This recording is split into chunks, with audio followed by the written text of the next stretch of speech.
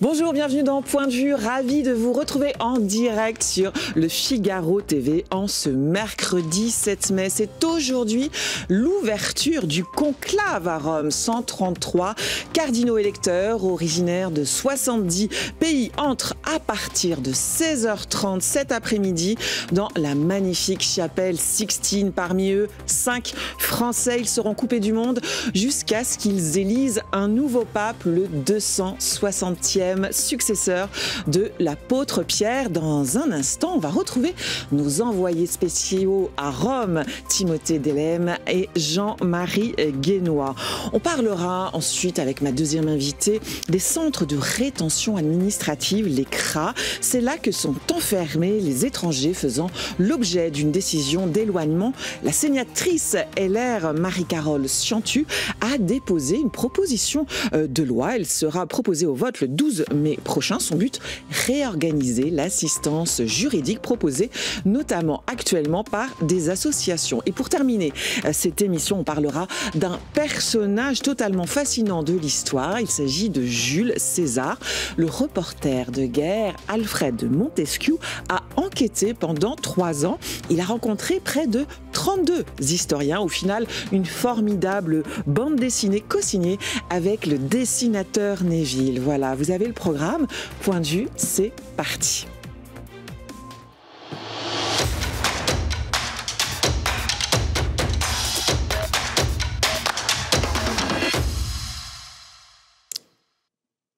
Allez, on va prendre la direction de Rome, où tout le monde entier regarde ce qui va se passer à partir de cet après-midi. On va rejoindre Timothée Delem, qui est envoyé spécial du Figaro. Le conclave débute aujourd'hui, ça démarre même à 16h30 cet après-midi, avec un premier tour de scrutin ce soir. Alors, est-ce qu'il y aura une fumée blanche dès la fin de journée à Saint-Pierre de Rome? Timothée Delem, est-ce que vous m'entendez? Vous êtes sur le parvis de Saint-Pierre.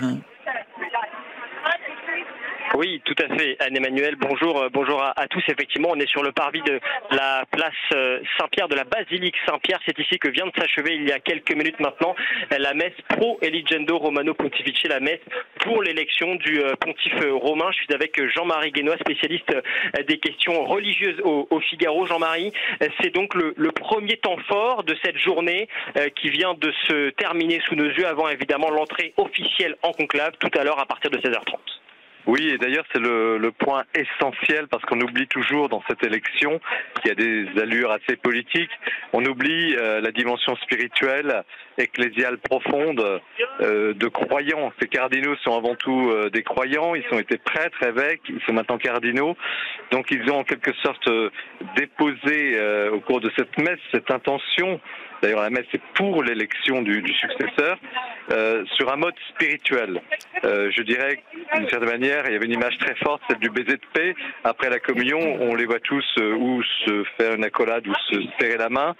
C'était ce moment où les armes, parce qu'il y a des armes, il faut le dire, il y a des débats très aigus entre eux, très aiguisés, mais il y a aussi une grande fraternité, il ne faut pas non plus exagérer, on n'est pas dans une enceinte purement politique.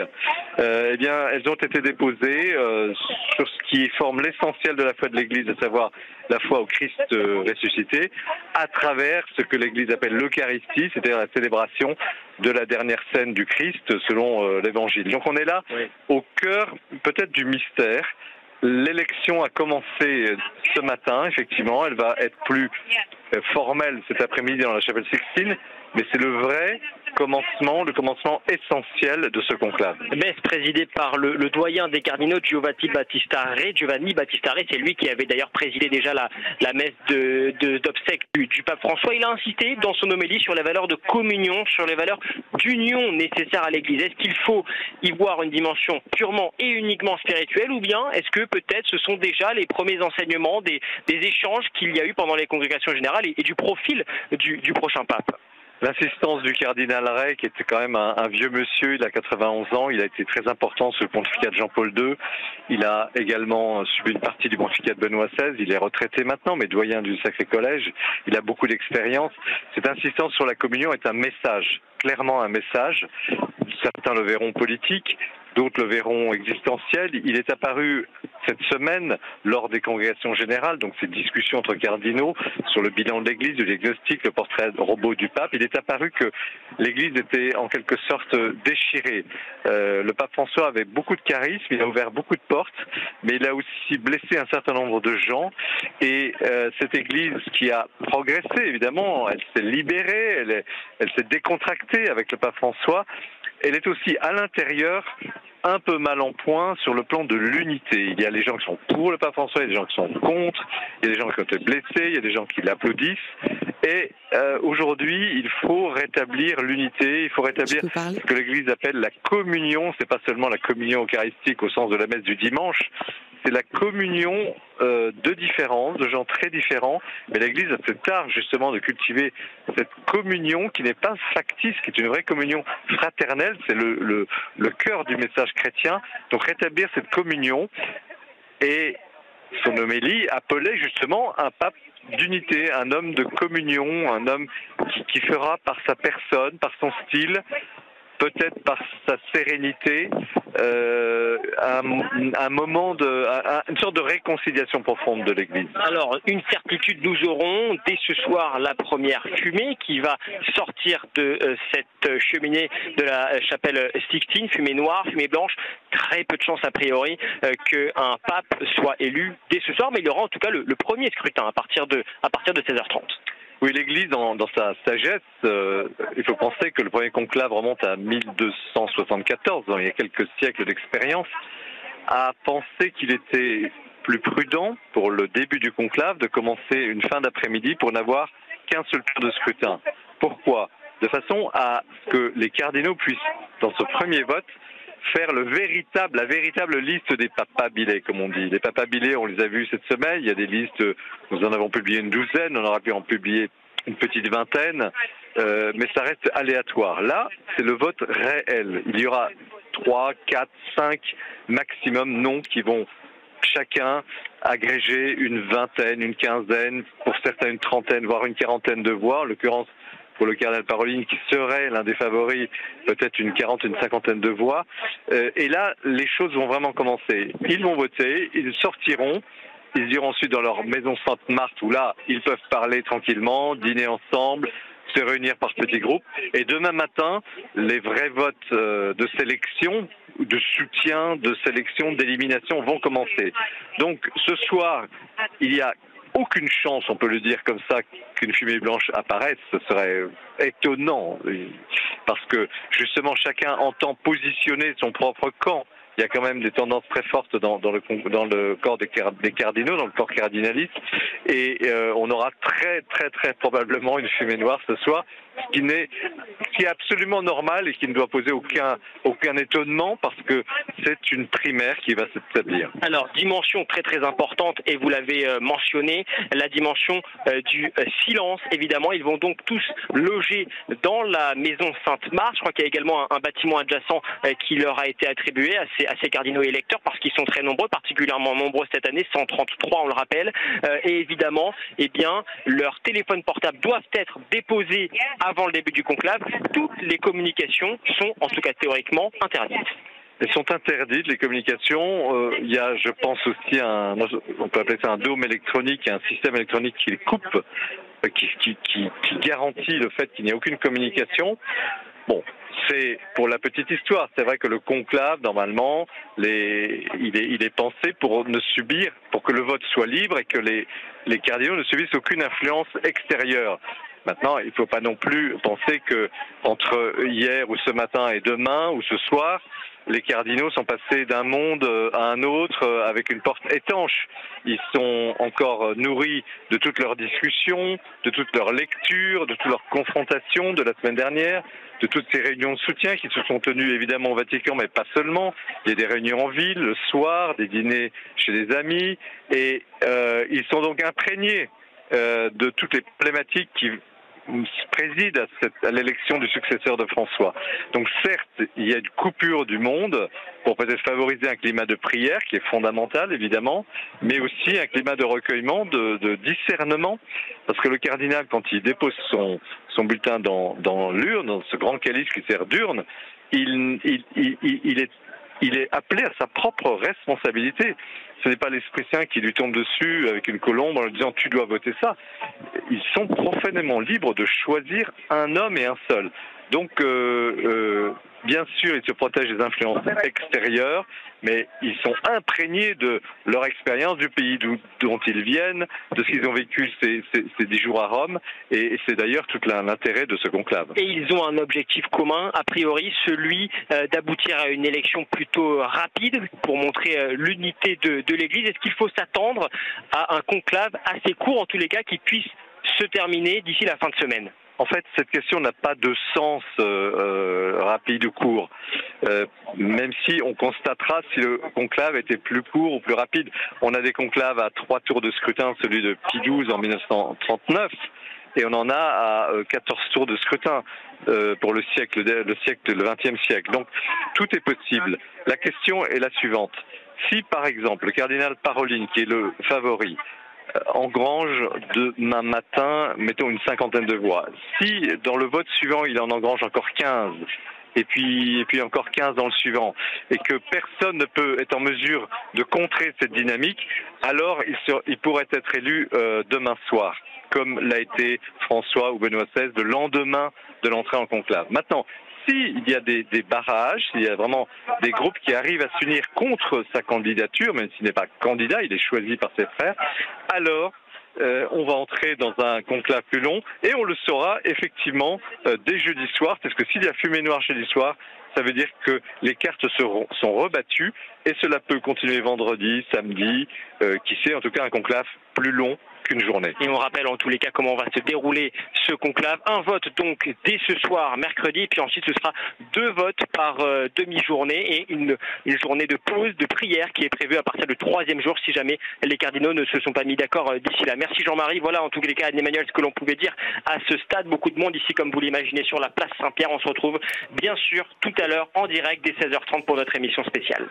Merci Timothée Delem, merci à Jean-Marie Guénois d'avoir été avec nous et de nous avoir éclairé sur ce conclave. On peut lire bien évidemment les articles que Jean-Marie Guénois consacre à cette élection sur le site et dans le journal d'aujourd'hui dans le Figaro. Et puis bien sûr, on se retrouve cet après-midi, émission spéciale dès 16h30. Bonjour Marie-Carole Ciantu, vous êtes sénatrice LR, vous avez déposé une proposition de loi qui va être examinée prochainement, la semaine prochaine, le 12 mai précisément. L'objet de cette proposition de loi, c'est de confier, c'est ça, à l'Office français d'immigration et d'intégration, ce qu'on appelle l'OFII, certaines tâches d'accueil et d'information pour les personnes qui sont retenues dans les centres de rétention administratifs. Pourquoi vous souhaitez cette délégation? Quel est l'esprit de votre proposition de loi? Alors, si cette proposition de loi qui va être débattue au Sénat dès lundi va jusqu'à son terme, la proposition tend à proposer que ce soit l'Office français de l'immigration et de l'intégration et ses agents qui sont déjà dans les centres de rétention administrative qui prennent le rôle que jouent aujourd'hui les associations qui sont installées dans chaque centre de rétention administrative pour informer les retenus de leurs droits. Pourquoi cette proposition? Parce que... Pourquoi remplacer les associations par l'OFII? Alors, ces associations, elles ont été tout de suite, par un choix de l'État, l'État a délégué à ces associations, dès l'origine de la création d'ECRA dans les années 80, avec au départ d'ailleurs un monopole d'une association qui était la CIMAD, le fait de... d'intervenir, d'avoir des permanences en fait, au sein de ces centres de rétention administrative pour l'assistance juridique. Il se trouve qu'aujourd'hui, quand on analyse les choses, et c'est ce que j'ai fait, c'est ce que je vais continuer à faire, puisque je lance une mission de contrôle dans les centres de rétention administrative, on sait bien qu'un certain nombre de ces associations ne sont pas neutres, elles sont très militantes, ça pose d'ailleurs aucun problème, elles ont tout à fait le droit de défendre ce point de vue, mais dans les centres de rétention administrative, ce que l'on voit, c'est que on donne de l'argent public, c'est l'argent du contribuable, à des associations qui disent ouvertement qu'elles sont contre l'existence même des centres de rétention administrative et qu'elles défendent le point de vue, non pas de la défense du droit de l'étranger en situation irrégulière qui est retenu, mais de quelque chose qui dépasse cette question, qui est le fait que tout ce qui est possible de faire pour empêcher l'éloignement convient. Or, je rappelle que dans les centres de rétention administrative, depuis une décision qui avait été prise à l'époque par le ministre Darmanin, ceux qui sont situés dans les centres de rétention administrative sont en situation particulièrement dangereuse. Ce sont des troubles à l'ordre public et c'est pour ça qu'ils ont été l'objet de ces décisions d'enfermement. Voilà pourquoi il nous a paru utile, pour retrouver une efficacité à la politique migratoire, à la lutte contre l'immigration irrégulière, qu'il y ait cette proposition qui soit faite. Parce que ce que vous êtes en train de dire, c'est que finalement, l'État, dans sa politique, est quelque part schizophrénique. C'est-à-dire, d'un côté, il va prendre des mesures pour éloigner, et d'autre part, il donne de l'argent à des associations qui, quels seraient les mots que vous pouvez employer, qui entravent, qui empêchent, qui militent, pour garder ces personnes. Et puis, bien sûr, après, on va rentrer dans le détail de ce que sont ces fameux CRA et les gens qui y sont. Mais c'est exactement ce que vous avez dit, c'est le mot entrave me paraît juste, et puis on va prendre le rapport de la Cour des comptes, puisque comme je vous l'ai dit, c'est pas un point de vue que j'avais comme ça a priori, j'ai demandé... C'est enquêté, c'est sourcé. J'ai demandé pendant 1 an que la Cour des comptes rende un rapport, qui était beaucoup plus général, qui ne concernait pas que le rôle des associations dans les centres de rétention administrative, mais le rôle des associations dans l'ensemble des domaines dont je suis rapporteur au sein de la commission finances, c'est-à-dire également l'intégration, l'asile, mais aussi l'immigration et les centres de rétention administrative. Et ce que pointe la Cour des comptes, alors, qu'est-ce qu'elle dit ? Il y a une massification du contentieux qui pose à l'évidence un problème et qui peut pas simplement être le signe d'un travail bien fait des associations. C'est-à-dire qu'on assiste dans les centres de rétention administrative à l'utilisation de toutes les procédures qui peuvent mettre à mal l'éloignement, alors que les centres de rétention sont là pour justement permettre l'éloignement des étrangers en situation irrégulière. Et donc des associations, vous dites, qui sont rémunérées par l'argent du contribuable, c'est ça ? Rémunérées par l'argent du contribuable. Les centres de rétention fonctionnent aussi avec des moyens qui sont lourds. On a 26 centres de rétention administratifs en France. On veut passer de 2000 places à 3000 d'ici 2027. Et c'est ça, quand vous disiez schizophrénie, c'est paradoxal, c'est ubuesque. Enfin, on peut enrichir le vocabulaire. Et quand on a souligné ça, il y a un moment, il faut savoir si on passe des paroles aux actes. Et donc, c'est une faculté que l'État avait choisi, quand on voit que finalement ça ne rend pas une politique migratoire efficiente, tout en reconnaissant, je ne dénie surtout pas ce droit. Oui, ce n'est pas votre sujet. Vous êtes d'accord pour qu'il y ait assistance juridique ? Bien sûr, mais ça se fera dans le cadre... grâce à l'Office français de l'immigration et de l'intégration, qui dit d'ailleurs qu'elle peut tout à fait le faire, que ces agents qui sont déjà présents dans les CRA dès demain... Dirigés par Didier Lesky. Didier Lesky, voilà. Dès demain, dans les centres de rétention administrative, ils peuvent être opérationnels. Et évidemment, l'aide juridictionnelle est acquise aux retenus en situation irrégulière dans les centres de rétention administrative. Donc, finalement, on peut avoir une alternative qui est dans le cadre légal, qui respecte le droit de la défense, mais qui permet aussi que ce soit l'État qui reprenne les rênes sur la politique migratoire. C'est normal que ce soit l'État qui définisse une politique qu'elle veut faire. Ce n'est pas aux associations à qui, là non plus, je ne dénie pas le droit de penser ce qu'elles pensent et d'être militantes, mais c'est pas à eux de se substituer à la définition dans notre pays de ce que doit être la politique migratoire. Vous avez cité une association qui était la première, la CIMAD. Il me semble qu'il y a... Depuis, il y en a 5. Il y en a 5. Alors, qui sont-elles ? Sur quel budget on est ? Parlons concrètement. On parlait que vous me disiez que la Cour des comptes avait noté des dépassements de budget. Alors, de combien ça ? Qui sont-elles et quel est le budget ? 5 associations. Vous avez également France Terre d'Asile. La CIMAD reste quand même la plus présente dans ces centres de rétention administrative, celle qui reçoit le plus de financement dans les centres de rétention administrative. Sinon, dans ces associations dont je parlais et qui œuvrent dans le domaine de la politique migratoire, on est sur un chiffre qui maintenant est connu du grand public, qui est de 1 milliard. Sur ce 1 milliard, c'est vrai que cette assistance juridique dans les centres de rétention administrative n'est pas très important, puisqu'on atteint les 7 millions par rapport au milliard. C'est pas là que se trouve le poste financier le plus important. Mais néanmoins, ce qui est à noter, deux choses. Un, les centres de rétention administrative, le nombre de retenus a baissé. Et pour autant, en 4 ans, 30% de plus de dépenses, donc d'argent donné à ces associations. Ce chiffre vient de la Cour des comptes, hein ? Tout à fait. Ce sont les chiffres donnés aussi par le ministère de l'Intérieur. Enfin, c'est des chiffres qui ne sont d'ailleurs pas contestés par quiconque, ni même par les associations.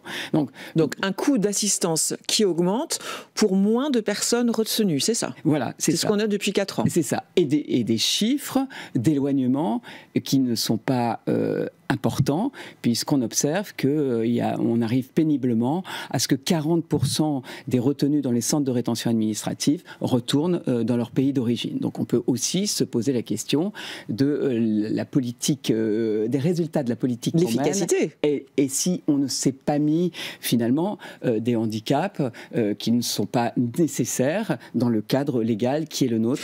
Mais ce que je ne comprends pas, c'est que les associations ne sont pas contrôlées par l'État. On leur dit pas, attendez, là vous outrepassez votre rôle. Il n'y a pas de contrôle. Enfin, elles reçoivent de l'argent de l'État. Elles ne sont pas contrôlées ? Alors, sur les contrôles, la Cour des comptes dit que de manière générale, les associations ont une chance d'être contrôlées tous les 15 ans au mieux, mais au pire tous les 75 ans. Donc ça, c'est la chose sur laquelle on peut le plus pointer la difficulté à avoir délégué de manière aussi importante ces domaines aux associations sans les contrôler. Et dans les centres de rétention administrative, moi je vais jusqu'à dire, on ne peut pas vouloir une politique et puis financer le contraire de cette politique, même si c'est pas justement sur le milliard la part la plus conséquente du milliard. Néanmoins, ce qui est choquant, c'est de se rendre soi-même difficile ce pourquoi on met des moyens, et alors que c'est plus que jamais contraire aux aspirations de nos concitoyens. Parlons justement et rentrons dans le concret de ces centres de rétention administratif. Il y en a combien sur le territoire ? Combien de places ? Je crois que vous avez été les visiter. Racontez-nous à quoi ça ressemble. Qui sont les gens retenus également dans ces centres de rétention ? Alors, il y en a 26 sur le territoire national. 22, je crois. On doit être à 22. Voilà. Après, c'était mon hésitation, mais je crois que vous donnez effectivement le chiffre exact. Alors, j'ai commencé à en visiter. Je suis allé en déplacement à Metz avec le ministre de l'Intérieur il y a quelques jours. Mais j'étais aussi allé du côté de Roissy. J'irai ce vendredi à Calais. Au départ, c'était pour des retenus qui avaient simplement quelques temps de passage dans des lieux qui ressemblent à des bâtiments fermés, certes, mais ça ne ressemble pas à une prison. Vous avez des bâtiments autour de cours, si vous voulez, et on circule, et pendant un mois, ils attendaient que les mesures d'éloignement soient effectives. Or, aujourd'hui, le changement de nature de ceux qui sont accueillis dans les centres de rétention administrative rend difficile la gestion de ces CRA pour les policiers qui y travaillent, parce que, justement, ce n'est pas un centre pénitentiaire, ce n'est pas une prison, et néanmoins, vous avez aussi des retenus qui viennent des prisons, qui ont donc pris certaines habitudes qu'on peut avoir à la pénitentiaire, et il faut quand même assurer que tout se passe bien entre les retenus. La crainte d'ailleurs première de ceux des policiers qui s'occupent de faire tourner ces centres, c'est qu'il n'y ait pas de conflits, et de conflits parfois très violents entre les uns et les autres. Désormais, désormais, c'est essentiellement des hommes dans les centres de rétention administrative. Oui, j'allais vous parler du profil type de la personne qui est retenue. Et qui ont parfois, aujourd'hui, comme ils sont troubles à l'ordre public, c'est ce qu'on appelle les TOP, troubles à l'ordre public. Je vous disais, c'est des situations particulièrement graves. Ce sont des parcours qui ont déjà amené à l'enfermement en prison pour certains. Et ça veut dire une dangerosité. Vous vous souvenez que le meurtrier de la petite Philippine sortait justement du centre de rétention administrative de Metz. C'était déjà quelqu'un qui avait commis un viol. Voilà sur quel type de violence et de niveau de profil de délinquance on peut être. C'est ça. Une centaine de personnes environ dans les centres de rétention. Et quand il n'y a pas les effectifs nécessaires, on n'est jamais en sureffectif dans les centres de rétention administrative. Que vous disent, vous avez rencontré ceux qui s'occupent de ces personnes retenues. Alors vous avez ce sont non des seulement policiers, les associations, mais vous avez les agents de l'Office français de l'immigration et de l'intégration qui s'occupent de voir si ces étrangers veulent, mais de manière volontaire et avec un pécule à la clé, et retourner dans leur pays d'origine. Ça, c'est le C'est-à-dire, l'État français propose à Monsieur X, on va dire, vous rentrez dans votre pays, on vous donne un pécule, c'est combien ? Ça dépend des profils et ça n'est pas automatique. Ça peut être refusé si on considère que justement c'est impensable au regard. Mais on peut avoir une fourchette. Je ne saurais pas vous la donner. Ça fait partie des questions que je regarde, puisque comme vous le savez, je vous le disais, je vais faire pendant 3 mois un contrôle précis sur tous les aspects du fonctionnement de ce centre de rétention administrative, sur le coût de ces centres de rétention administrative. Vous savez qu'on veut 1000 places de plus pour savoir si on les aura dans les délais qui sont souhaités, c'est-à-dire d'ici 27. Et vous avez les policiers qui travaillent dans ces centres de rétention, qui sont évidemment très nombreux, pour assurer des journées dans lesquelles, dans les centres de rétention administrative, vous avez des visites, c'est de droit, vous avez... Et ça, c'est pas du tout des centres fermés, et c'est pas du tout ce que peuvent décrire justement les associations qui nous disent que on atteint une inhumanité très grande, alors qu'au contraire, je salue le mérite de ceux qui travaillent au quotidien et qui, dans un contexte qui se complexifie de plus en plus, avec un allongement de la rétention, c'est vraiment très difficile, et pourtant au quotidien ils le font avec beaucoup d'humanité. Donc, ce que je comprends, c'est que on est retenu dans un centre administratif.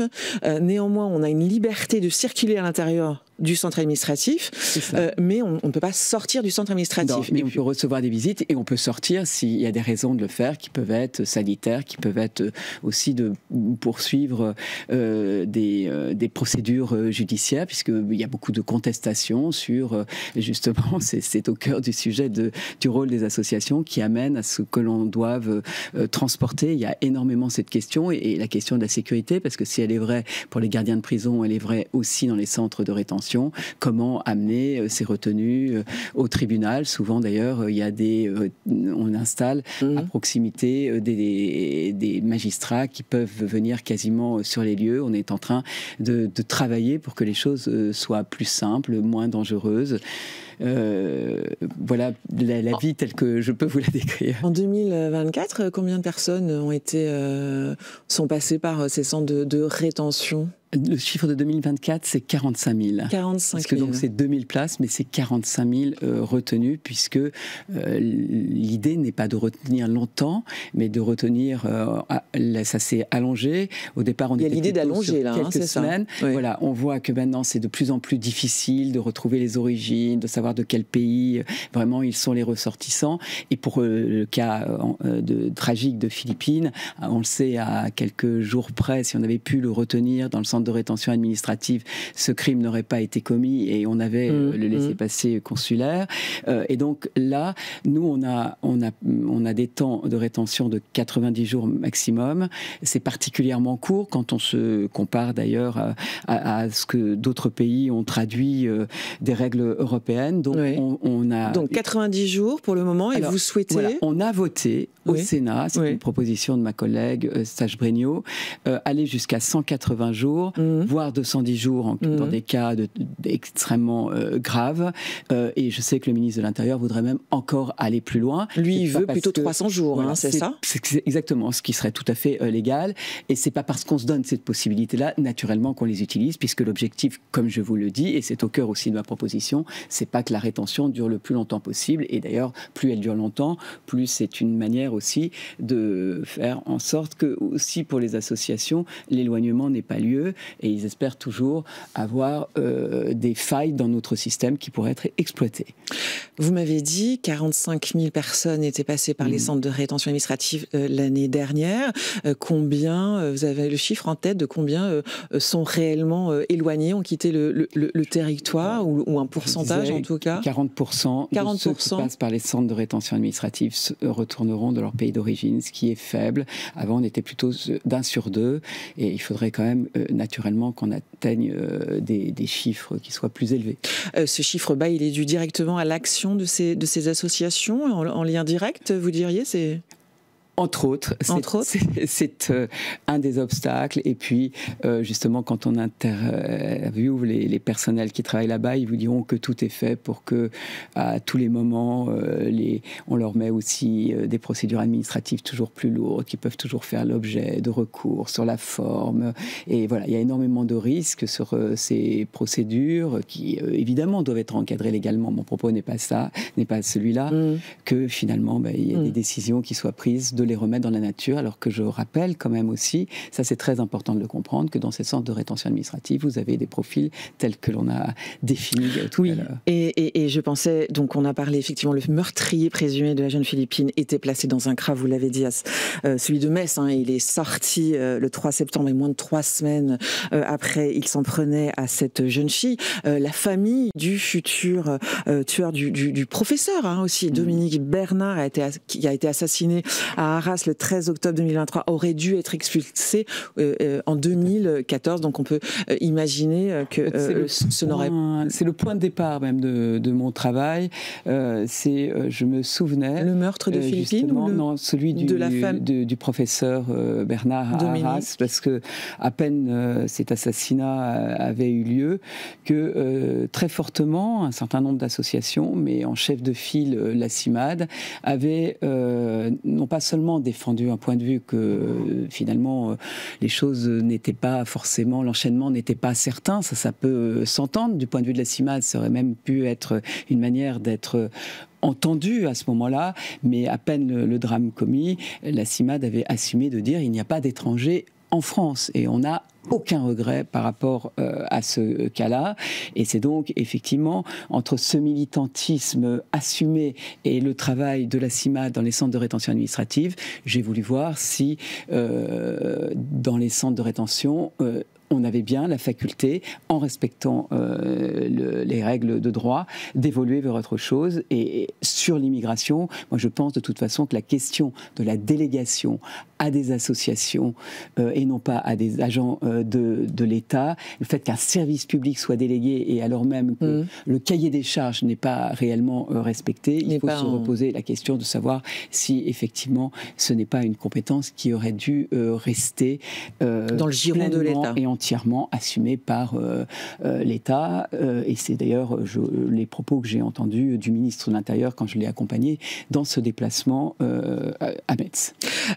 Votre proposition de loi sera votée le 12 mai prochain. Elle arrive quand à l'Assemblée nationale? Alors, à l'Assemblée nationale, j'ai entendu qu'il y avait des relais, il y avait des points de vue identiques aux miens, et notamment de ceux qui sont aussi en charge de ces questions. Donc, j'ai bon espoir qu'ils trouvent aussi une inscription possible pour ce texte et une majorité qui se forme autour d'une proposition, je crois, qui s'impose lorsqu'on a compris, je pense que tout le monde ne savait pas d'ailleurs, les enjeux et la façon dont les choses se passent.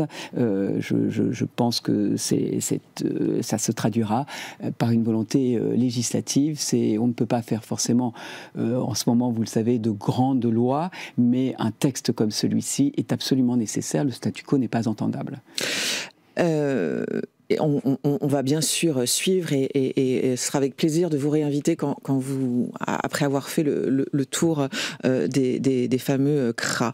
L'autre actualité, c'est l'élection de votre futur président. Il y a l'élection du pape et puis ces jours-ci, il y a l'élection du futur président des LR. Ce sera dans une dizaine de jours, le week-end des 17-18 mai. Qui soutenez-vous, Marie-Carole Ciantu? Je pense que vous avez compris, je travaille...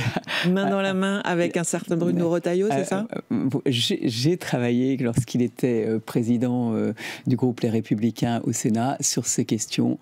J'ai vu sa méthode, j'ai vu sa volonté d'apporter des solutions et de ne jamais considérer que lorsque il y a une volonté, et même avec tous les handicaps qui sont posés, on ne peut pas faire mieux. Et même aujourd'hui, dans les circonstances que je vous décrivais, on voit bien que le fait d'avoir un discours clair, de dire aussi les limites de son action, mais d'aller toujours là où on peut quand même améliorer les choses et ne pas céder à l'idée qu'au stade où on en est, il ne peut rien se passer avant qu'on puisse aller au référendum, ce qui est son point de vue. Et moi, je pense aussi que sur les affaires d'immigration, il faut absolument redonner la parole aux Français pour enfin avoir tous les outils nécessaires pour avoir une véritable politique migratoire. Mais vous comprendrez que pour toutes ces raisons, pour le connaître au quotidien, pour avoir un plaisir à travailler avec lui, je souhaite qu'il devienne le nouveau président des LR. Voilà. Merci Marie-Carole Ciantu d'avoir été avec nous. Merci à vous. Jules César, c'est un nom qui a marqué l'histoire, un destin exceptionnel sur lequel s'est penché pendant 3 ans le reporter de guerre Alfred de Montesquiou. Avant qu'il me rejoigne en plateau, je vous propose d'écouter l'historien Alexandre Grandazzi, spécialiste d'histoire antique. Il évoque cette grande figure. C'était dans l'émission du Figaro TV, Parlez-moi d'histoire, animée par Guillaume Perrault.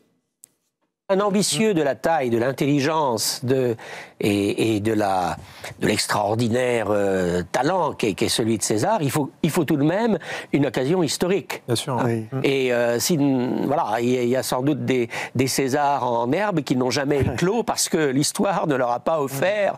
Mais César, il y a eu à la fois la conjonction d'une individualité hors norme, d'un certain état de recomposition de la société gauloise, de la société romaine. Voilà, c'est toute cette série de paramètres qui forment ce qu'on appelle la conquête romaine de la Gaule. Bonjour Alfred de Montesquiou. Bonjour.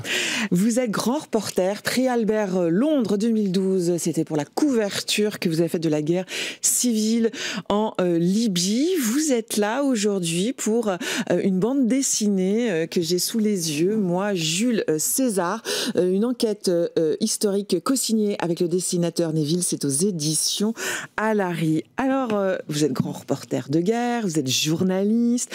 Pourquoi vous vous êtes lancé et dans une BD et sur un personnage de l'histoire antique? Ça veut dire quoi? Vous en avez un peu marre? Vous en aviez un peu marre de l'actualité, du terrain, de notre époque peut-être? Ah, un petit peu, oui. Enfin, en tout cas, ce qu'il faut dire, c'est que je suis aussi réalisateur, je fais des documentaires. Donc j'ai fait une série de documentaires sur Jules César pour Canal+. Et ce livre est le fruit du travail d'enquête qui a d'abord été fait pour une série, donc avec Roche Dizem sur Canal, et qui m'a permis, en fait, qui m'a financé en fait une enquête assez hors norme. On a voyagé dans 16 pays, j'ai interviewé une trentaine, quarantaine d'historiens, d'archéologues. Ça a duré longtemps, hein, c'est 3 ans d'enquête. Hein. César a énormément voyagé. César est allé en gros de la Turquie au Portugal et de l'Angleterre, disons la zone de Cambridge en Angleterre, jusqu'à peu près Luxor ou peut-être même un peu plus au sud en Égypte. Sa fameuse croisière avec Cléopâtre. Et il est allé dans tous les pays entre les deux à peu près. Donc moi je me suis inscrit dans ses pas. Et je me suis rendu compte qu'il y avait quelque chose de très moderne et de très touchant en fait dans César, au-delà de ce qu'on sait sur lui, des clichés qu'on connaît sur lui. Et c'est ça que j'ai eu envie de raconter dans la BD. Alors César, on va rappeler pour pour tout le monde, parce que peut-être tout le monde n'est pas au fait finalement de ces dates, c'est 100 ans avant Jésus-Christ, ça c'est sa naissance, et il meurt assassiné, ça on le sait tous, c'est en moins 44 avant Jésus-Christ. Aux îles de Mars, le 15 mars. Le 15 mars. Qu'est-ce que vous avez des choses en commun avec Jules César, vous, Alfred de Montesquieu, pour passer autant de temps avec un personnage? Il faut avoir sans doute quelque chose de commun, peut-être la Méditerranée. Alors, je suis né au mois de juillet. Oui. Alors, mine de rien, le mois de juillet, c'est le mois des Julies, c'est le mois qui a été consacré à Jules César et à sa famille. Mais sinon, de façon, effectivement, bon, vous l'avez dit, j'ai été reporter de guerre pendant longtemps. Je sais ce que c'est que d'être en première ligne, de voir parfois les événements basculer. Et c'est vrai que c'est l'un des aspects qui m'a le plus intéressé dans la psychologie de César. En fait, c'est son courage physique, sa capacité en fait à jouer à qui tout double. On connaît tous le Aléa Jacques Test, donc de janvier 49, au moment où il traverse le Rubicon, où il franchit le Rubicon et il lance la guerre civile. Mais en fait, cette propension à tout risquer, à jouer qui tout double, traverse toute la vie de César depuis sa prime jeunesse. Et il y a quelque chose d'assez, si on veut, romantique, en tout cas d'assez épique. C'est très romanesque, ça. C'est très romanesque. Très romanesque. Et c'est vrai que je trouvais touchant, comment dire, intéressant de raconter non pas César, mais Jules. Le jeune homme pauvre, appauvri, enfin amaigri, malingre, décrié pour sa sexualité, persécuté politiquement, qui est en cavale, et qui en fait à chaque fois et qui finit d'ailleurs même otage des pirates qui veulent qui veulent le tuer. Oui. Hein. Et en fait il a tellement de bagou, tellement de charisme, tellement de foi en lui-même même qu'il arrive à retourner les situations. Et c'est ça que j'avais envie de raconter en fait. Cette audace, et puis c'est vrai que c'est une trajectoire assez fascinante, puisque vous l'avez évoqué au début, c'est pas du tout, il a pas toutes les clés en main pour devenir un héros. Déjà physiquement, il est malade, il est chétif. Oui, donc il vient d'une famille de l'aristocratie, mais fauchée, mais qui est pauvre. Oui. Il a grandi à Subur, qui est le quartier des putes, enfin de la prostitution, qui est mal famé, et qui est aussi un quartier marécageux. Donc il y a beaucoup de malaria à Rome, ce qu'on appelle la fièvre carte, et lui-même est victime de malaria, enfin de fièvre carte, et par ailleurs sans doute d'épilepsie, peut-être l'une ou l'autre, sans doute les deux.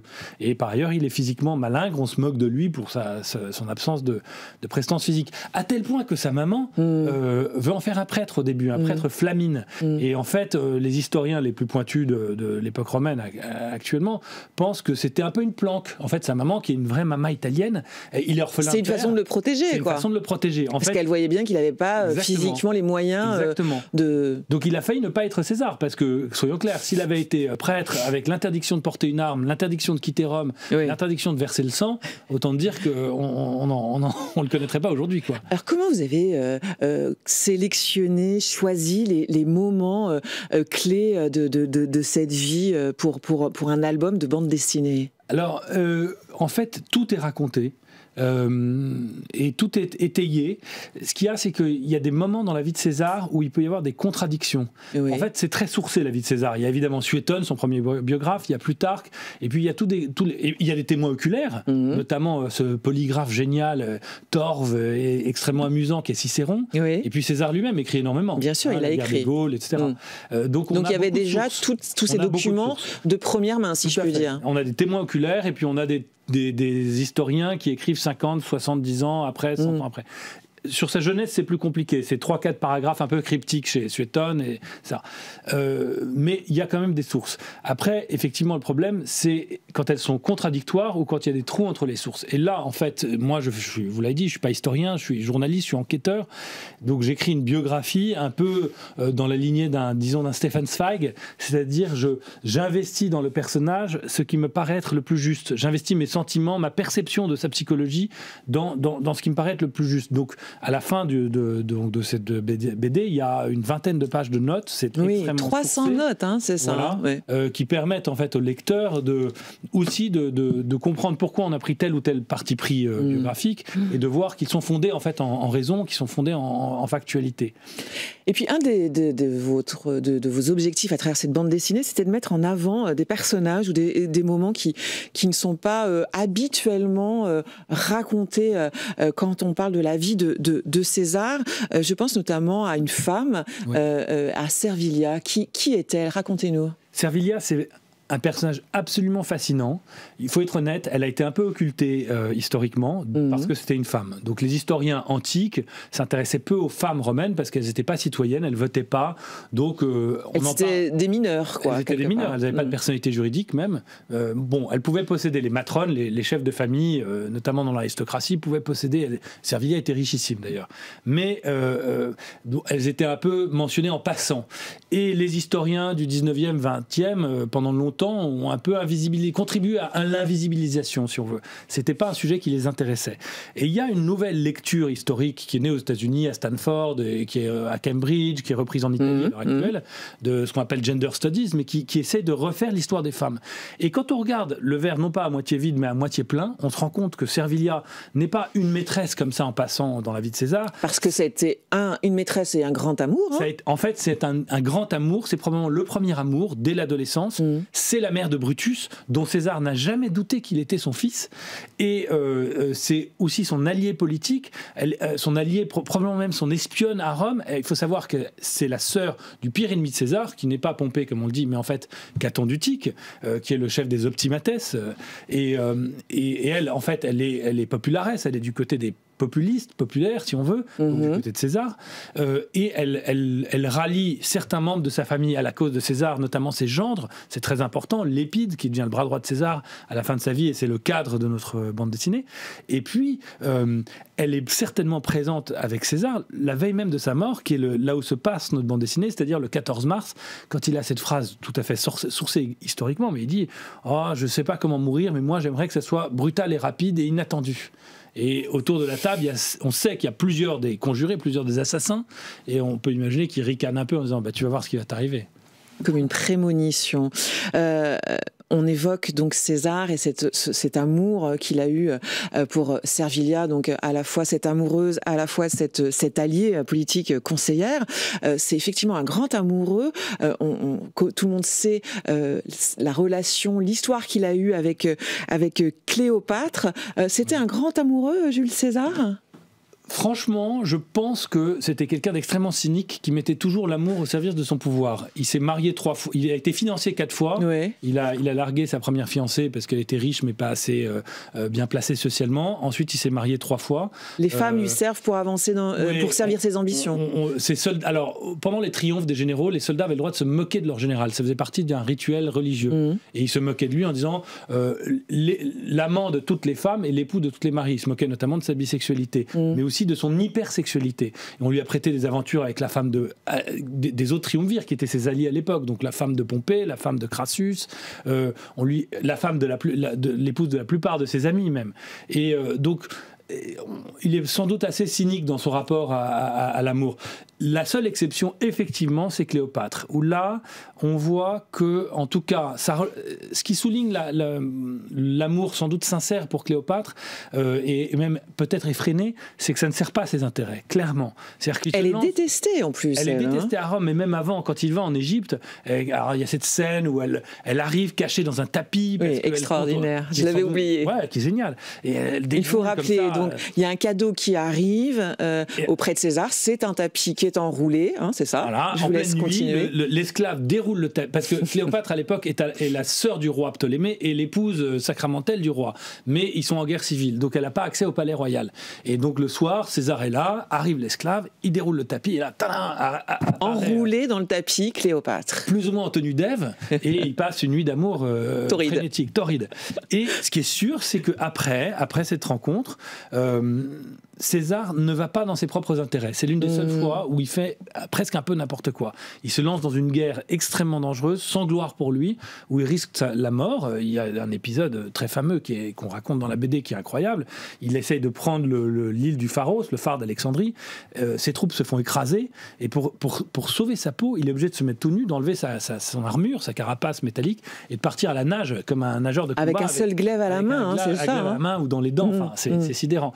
Et donc là, et puis après, effectivement, il amène Cléopâtre à Rome. Cléopâtre n'est pas du tout aimée par les Romains. Les Romains se méfient de la royauté, se méfient d'elle. Mais elle est plus que pas aimée. Elle dit, il me bafoue, il me méprise. Et il fabrique même des lampes à huile avec des dessins obscènes qu'on va voir. Ça, c'est réel, ces dessins obscènes où on voit Cléopâtre avec un crocodile, finalement. Voilà, ça, c'est réel. Bien sûr, c'est réel. Tout est sourcé. Il n'y a pas d'invention, si vous voulez, dans cette bande dessinée. C'est une bande dessinée historique. Ouais. Et dans cette historicité, la dimension romanesque, c'est, je vous ai dit, les partis pris psychologiques. On choisit d'accentuer ou de ne pas accentuer. Et vous me posiez la question, je n'ai pas tout à fait répondu. Les petites ellipses qu'on fait, c'est plutôt les batailles. Quand les batailles se ressemblent, parfois, c'est vrai qu'on en a un peu ellipsé certaines. J'ai un petit regret d'être passé un petit peu vite sur, par exemple, l'Armorique. Mais comme justement, on avait ce référent très fort qui est le César d'Astérix, c'est vrai que nous, on est allé un peu vite sur les batailles en Armorique, alors qu'il a commis un génocide sur le peuple vénète autour de Vannes. C'est quand même quelque chose d'important. On allait un peu vite là-dessus. On a choisi des batailles qui, pour nous, à chaque fois, signifiaient quelque chose d'historique important. Beaucoup de batailles, beaucoup de violence dans cette époque, beaucoup d'assassinats, beaucoup de suicides aussi. Oui, le suicide est une arme politique presque à Rome. Ça fait partie de l'attitude stoïcienne face à l'adversité. Et notamment, en fait, César a cette phrase... Donc Caton, son pire ennemi, se carapate dans Utique, qui à l'époque est une ville très puissante au nord de la Tunisie. César a vaincu tous ses opposants pompéiens ou républicains, la bataille de Thapsus. Et il vient pour accorder en fait sa vie à Caton, notamment parce qu'il est le frère de la femme qu'il aime profondément, Servilia. Et Caton dit oui, je vais réfléchir. Et en fait, pendant la nuit, il discute de philosophie avec ses amis. Et puis son fils, et puis après il dit allez, je vais me coucher, et en fait il va avec son glaive et il s'éviscère, il se suicide un peu comme les Japonais en s'ouvrant le ventre. Les médecins arrivent pour le recoudre, il chasse ces médecins et il arrache les points de suture pour vraiment mourir. Et César a cette phrase, il dit tu me contraries jusque dans la mort, ou tu refuses ma clémence. Et en fait la clémence de César qui est réelle, qui est une arme politique qu'il emploie beaucoup pour montrer à ses ennemis qu'il est prêt à se réconcilier pendant les phases de guerre civile. Cette clémence est aussi jugée comme une humiliation, notamment par Caton, et donc il refuse. Et le suicide, c'est un acte, c'est un pied de nez, si vous voulez, à César. C'est pour dire je m'oppose à toi, y compris dans la mort. Aujourd'hui s'ouvre le conclave à Rome pour désigner le prochain pontife. J'ai appris en lisant votre BD que le premier souverain pontife, c'est Jules César, le Pontifex Maximus. Tout à fait. C'est sidérant, il faut le souligner, le rappeler. Alors, le titre de Pontifex Maximus, c'est-à-dire fabricant d'un pont entre les hommes et les dieux, ou aujourd'hui entre les hommes et le Dieu, mais c'est celui qui dresse un pont. Le souverain pontife, c'est le chef de la religion romaine. Et César est le premier, César et son ami de l'époque, Titus Labienus, changent la loi de l'époque et disent, il ne va plus être désigné par le Sénat, c'est-à-dire il ne va pas être coopté en fait, entre l'élite de la noblesse, il va être élu. Et du coup, c'est le peuple qui va élire le chef de la nation. Ce n'est pas le conclave, la curie. D'ailleurs, ça s'appelait aussi la curie. Rappelons-le, le Sénat, c'est la curie. La curie romaine, la curie pontificale, c'était la curie sénatoriale à l'époque, c'est le peuple. Et là, en fait, il se lance aussi dans une campagne de corruption effrénée et il se fait élire souverain pontife qui lui permet en fait de contrôler le rite. Et donc, comme le rite est imbriqué dans la religion, de contrôler la religion, de se servir de la religion pour nuire à ses ennemis politiques, notamment. Donc les chrétiens ont emprunté, ont conservé, c'est un des héritages, parmi les héritages de Jules César. Bien sûr, on vit dans un cadre mental qui est largement celui de César. On a parlé du mois de juillet, on peut parler effectivement du fait que le pape est assis sur le trône de Pierre. Le trône de Pierre, c'est le trône impérial, c'est le trône de César. C'est un cadre mental qui a duré 500 ans à Rome et 1500 ans si on inclut Constantinople. C'est absolument ça qui est fascinant, Alfred de Montesquieu, dans votre livre. C'est à la fois ce personnage de l'Antiquité et puis cette proximité qu'on a avec lui. Moi, Jules César, absolument passionnant, un travail d'enquête impressionnant sur un personnage totalement romanesque que vous co-signez avec Neville. Merci d'avoir été avec nous. Point de vue, c'est déjà fini. Merci de votre fidélité. Rendez-vous tout à l'heure, 16h, pour l'émission spéciale consacrée au conclave qui va donc s'ouvrir cet après-midi. Merci de votre fidélité et passez une bonne journée sur le Figaro TV.